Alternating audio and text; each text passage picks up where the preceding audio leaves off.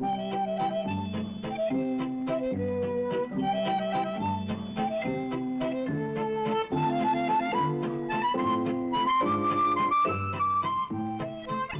are oases of comfort throughout the world.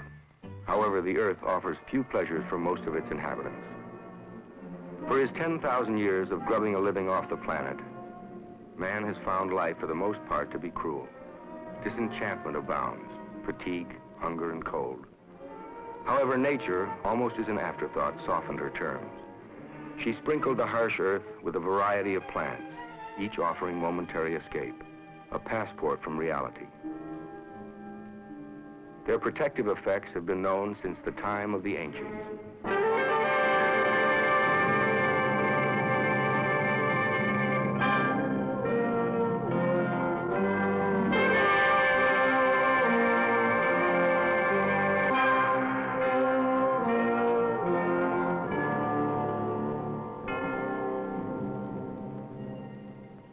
In virtually any of the hot countries of the world, where the soil is fertile and farmers still employ the oldest methods of cultivation, flourishes a plant scientifically known as Papaver somniferum, more commonly known as the opium poppy.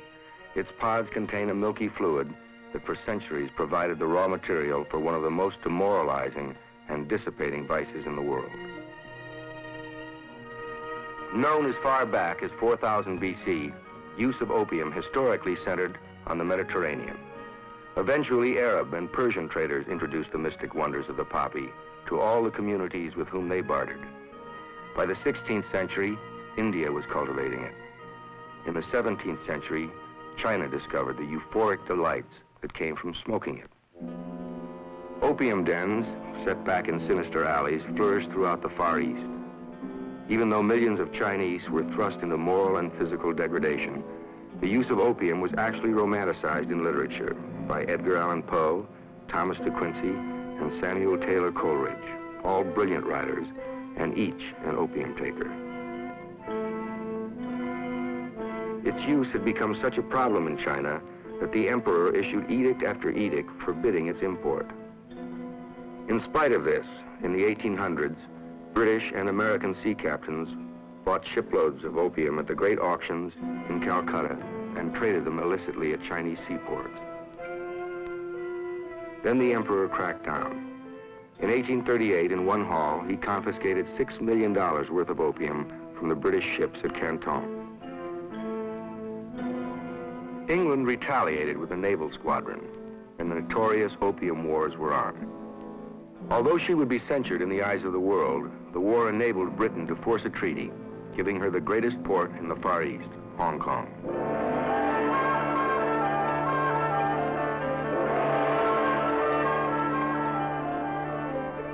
As well as unrestricted opium trade for her enterprising sea captains. Then, in the 19th century, a German refinement. Through a relatively simple chemical process, raw opium was transformed into morphine base. In 1898, another refinement from Germany. From morphine base came the derivative, heroin.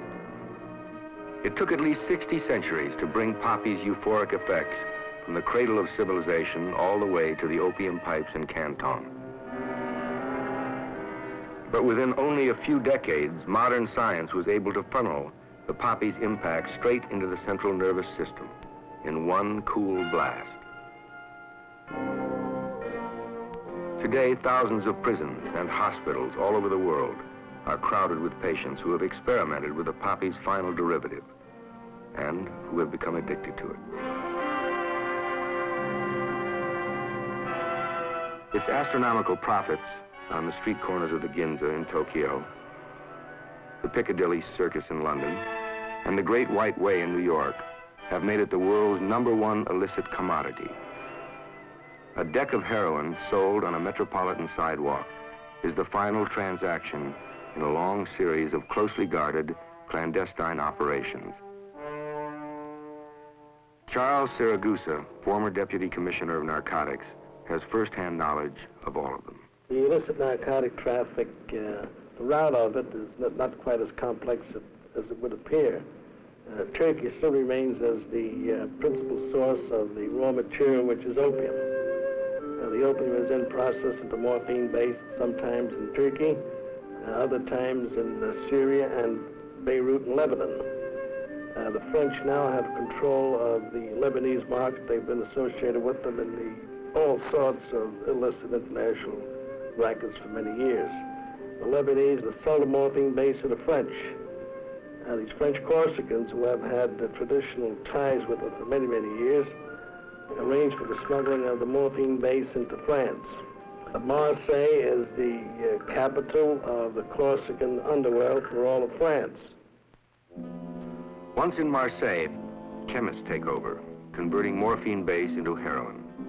This is the most difficult phase of the entire industry. Skilled chemists are not easy to find. A Turkish farmer sells 10 kilos of raw opium, or about 22 pounds, for $350 on the black market. Through conversion, it is reduced to 1 kilo of heroin, now worth $3,500. Now they've got to sell the heroin. The ones with the customers in the United States are the mafia hoods, mostly in New York City, Chicago, the West Coast. Heroin, in its relatively pure form, enters the United States in a variety of ways. The port of New York is by far the most common route and is the main target for Narcotic Bureau investigators working hand in hand with customs inspectors. An estimated 2 tons of pure heroin is annually smuggled into the States, and it's considered a good year when the inspectors manage to intercept 100 pounds of it. Smuggling is a fine art, and the Corsicans are considered to be the finest practitioners in the world. Today, the automobile is a favorite hiding place, and there is hardly a part of the chassis or body that is not, at one time or another, offered concealment for big heroin shipments. A second major port of entry into the United States is the Mexican border. This is the main entrance for illicit marijuana shipments, but a good supply of heroin slips through as well. We are in our vault in which all the marijuana and heroin which is seized is stored until the criminal case against the defendants is terminated by federal court action. This contraband is concealed in most ingenious ways, in vehicles and on persons. In fact, you can name a place that you feel contraband could be concealed, and I can cite you an instance where we have found it there. Some months ago, we encountered a young fellow entering the United States from Mexico eating an ice cream cone. A search revealed that he had an ounce of heroin concealed in the ice cream cone. In this area, we also have a number of yachts, some 5,000 private yachts based in this area, all of which have the facility or capability of going to Mexican waters. This poses quite a threat, as do the increasing number of private aircraft crossing the international boundaries.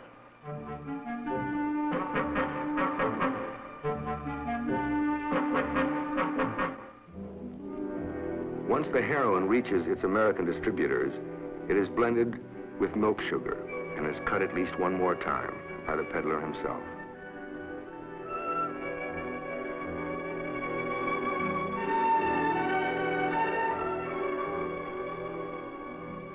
The heroin strength is now only 5%, normal for the retail market. Each packet or deck will sell for $5. Thus, the original 22 pounds of raw opium, sold by a Turkish farmer for $350, is eventually worth on the sidewalks of Manhattan over $410,000, and in a panic, $500,000.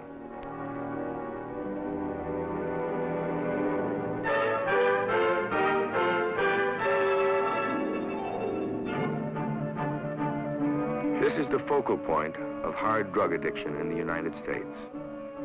The urban ghettos house nearly 3/4 of the hardcore addicts, with New York's teeming slums far out in front.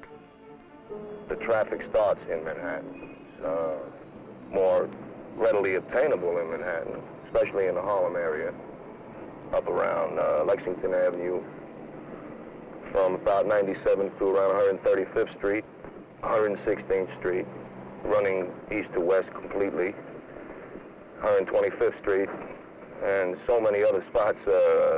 Probably take me all day to name them all. America's known heroin population of over 60,000 collectively shoots nearly 2 tons of opiates a year. More than half live within the tenement shadows of Harlem and the Bronx. When I first came to East Harlem in 1948, it was primarily a large Italian and Puerto Rican community. For our part, as far as the kids or the adolescents were concerned, it was constant warfare. There were many, many gangs. And it might be said that gangs were the main problem in East Harlem then. There was much bloodshed, and the ironic thing is that the only thing that united Italians and Puerto Ricans together was the use of drugs. For the ghetto dweller, heroin is a desperate bid for freedom, an escape from the despair of the tenement prison. After getting married, sort of couldn't meet up with the responsibilities that I had taken on, and sort of felt the need to escape from these. My first marriage, I've been married twice, has only lasted about 4 years, with continuously using drugs. I had 2 children. Right after my first marriage broke up, I was immediately married again. In fact, my first marriage broke up through meeting this other woman. I went along for about 8 months not using drugs, and finally I come back to getting the feelings of, trying to escape again. And I started using drugs 8 months after my second marriage. I feel that the main problem in the city at the time is environment. I would say that the good majority of the people that go on to heroin go on it as a result of their environment. The people they know, their friends, the ready availability to obtain it, and so forth. I started to use it. I started to sniff it just to be part of the group. I started to use it while I was in school. And one day I woke up and I was addicted. I woke up and I was very sick, and I didn't know what was bringing it about. But I did find out that as soon as I took some heroin through my nose, I got well. I felt normal. And once a fellow is on heroin, it may be years before he realizes or wants to admit to himself that he is indeed a junkie and that he is in need of help. A fellow can start on narcotics, I would say, at any age, really, of course, and within a matter of 3 to 6 months, starting out at about $4 or $6 a day, he can work his way up to a $100 a day habit. I was using about over $100 a day. Everything I would get was to go through my arms. The Harrison Act of 1914, strengthened by a series of Treasury Department regulations, is the basic law restricting production and distribution of narcotics. Although the law does not refer to the addict himself, the implicit premise is that addiction is willful indulgence, meriting punishment. I feel that the people living in the metropolitan area are arrested more frequently and exposed to arrest, and the possibility of being jailed much more than the people in suburban areas, for the simple reason that a good majority of them, the majority of them, come from poverty homes. They don't have, in most cases, money for proper legal aid, although the city will provide them with some. What about you? Henry, you used up? Let me see what you look like. What are you doing with the needle in your hand then? Possession alone is sufficient evidence for conviction. Users anticipating raids frequently conceal their day's supply in a toy balloon, keeping it in their mouth. If apprehended, they swallow the evidence, knowing that they can retrieve it later. Are under arrest for unlawful possession of needles and unlawful possession of heroin. Following World War II, hard drug use, particularly among young people, was on the upswing. Public reaction surged. resulting in more stringent controls, stiffer penalties. The 1956 Narcotic Control Act spelled out the most severe and inflexible set of laws ever put on the federal books. Penalties for possession were only slightly less than those for selling. Probation was possible only on a first offense possession charge. The sentence was 2 to 10 years. Second and third offenses and selling in any quantity, even soft drugs such as marijuana, brought terms up to 40 years with no chance for probation or parole. Selling heroin to a minor could bring a possible death penalty. At the same time the law was taking a harsher look at the addict, popular opinion began to swing back in his favor, recognizing that he was not just a criminal, but a sick person, a pathetic, tortured human being in need of help. The Narcotic Addict Rehabilitation Act of 1966 set forth a new national policy for treatment of addicts. At the core of the policy is the premise that addiction is an illness that should be treated, not a criminal act in itself. For the first time, federal law permitted addicts to apply for treatment instead of being prosecuted. At the Federal Narcotics Hospital in Lexington, Kentucky, bars that had restrained addicts for 33 years were removed, dramatic proof of society's new attitude toward the wretched victims of the opium poppy. It became a major drug abuse research center, administered by the National Institute of Mental Health. One of the distinctive contributions of the Narcotic Addict Rehabilitation Act of 1966 is the fact that it authorizes us to provide up to as much as 3 years of aftercare supervised by professionals in the community, in which the major emphasis is put on helping the addict to correct whatever inadequacies may have contributed to his addiction in the first place, in order to maximize the likelihood of his adjustment when he returns home. Throughout the 1960s, many new treatment programs have been launched, in and out of government. Perhaps the most publicized is Synanon, a private organization founded and managed by ex-addicts. Best thing for people is people, and Synanon provides the environment to bring together people from all walks of life. We now have 1,000 people in residence. Well, 4,000 people belong to our Synanon clubs, and they don't live here. People from all walks of life, newsmen, housewives, bricklayers, doctors, lawyers, and all peoples get together within the Synanon environment and talk, communicate to one another.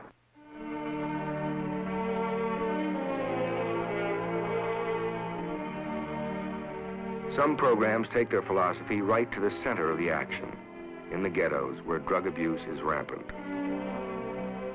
Exodus House. Here, ex-addicts who have begun to remake their lives work closely with narcotic patients, right in the community where the drugs are pushed and used. Daytop Village is typical of the halfway house concept, where the addict is slowly eased back into society, one step at a time. In community extension projects like SPAN, the addict meets with citizens on the outside. He holds frank discussions with them on a group basis. When he returns to his community, he is more than just a law-abiding taxpayer. He is a civic leader, a doer, an activist. The drug problem, in all its complex facets, is a challenge to everyone. We are all potential drug takers, if not heroin, then tranquilizers, stimulants, sleeping pills, and alcohol. Even if we live in the country's finest communities, our children, at this moment, may be experimenting with marijuana, hallucinogenics, amphetamines. Tight laws and stiff penalties are not the answer. A former narcotics commissioner admitted that the mass flow of hard drugs into the United States could not be stopped even by the collective enforcement of the customs inspectors, all the Treasury agents, the FBI, and the combined strength of all the armed forces. There are essentially two ways to reduce the problem. First, by attacking it on the user's end. Continued research and public enlightenment will increase our understanding of the addict and his compulsion to escape through drugs. Secondly, beyond attacking the problem on the user's end, we must, in a concert of nations, attack it on the other end, the source. The plant itself, whether a poppy, Indian hemp, or the cocoa leaf, is grown out of economic necessity by farmers who are native to a land that offers little. The ever-existent black market price tempts the registered growers to overproduce, to conceal a part of their legitimate harvest and place it on the worldwide illicit markets. Studies sponsored by the United Nations have shown that in each country, there is a practical and profitable alternative to the narcotic harvest.